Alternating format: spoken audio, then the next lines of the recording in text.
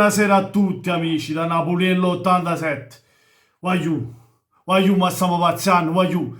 Abbiamo fatto segnare Pandev. Abbiamo fatto segnare un giocatore che tiene 70 anni. Un giocatore che non gioca da inizio campionato. Non l'ho visto in campo da quando? Da quanto tempo? Pandev, ragazzi, che ha fatto la riserva di Scamacca, di Shamudov, come cazzo si chiama, e chi là, del destro. Pandev ci ha segnato, voglio. Pandev ci ha segnato. Maksimovic, a fanculo, Maksimovic, Manolas, 2 gol. Una volta Maksimovic e una volta Manolas a colpo. E tutte e due, non solo Maksimovic. Prima di tutto, non Gattuso, voglio, non dammi sempre la colpa a Gattuso. C'ha anche lui le sue colpe. Oggi nessuno vada a difendere, nemmeno a Gattuso, perché mi ha rotto cazzo purissimo, sì. Però voglio, abbiamo dei giocatori scandalosi. Una panchina è merda. Quando dobbiamo a tirare in porta, ci tiriamo in mano, facciamo i passaggi, facciamo. E il Mas, che cazzo di gol te magnate il Mas nel finale? Che la tiri annanzi per la palla. Ma come cazzo fai a sbagliare che lo tiri? Come hai fatto? Come fai? Ma come fai? L'unica che ci ha messo la cazzima, che ci ha messo la cazzima in questa partita, sono due. Lozano e Politano. Ma Lozano non può fare sempre tutto così. E Politano ti tira fuori la giocata e ti fa gol. Perché Politano, voglio, merita di giocare titolare. Perché questo Politano merita di giocare titolare. Merita di giocare titolare, visto come sta giocando.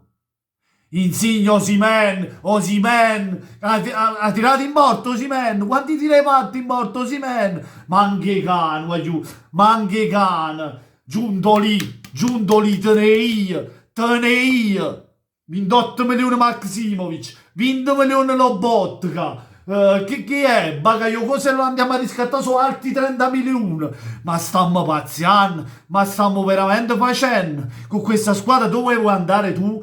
In Champions League vuoi andare?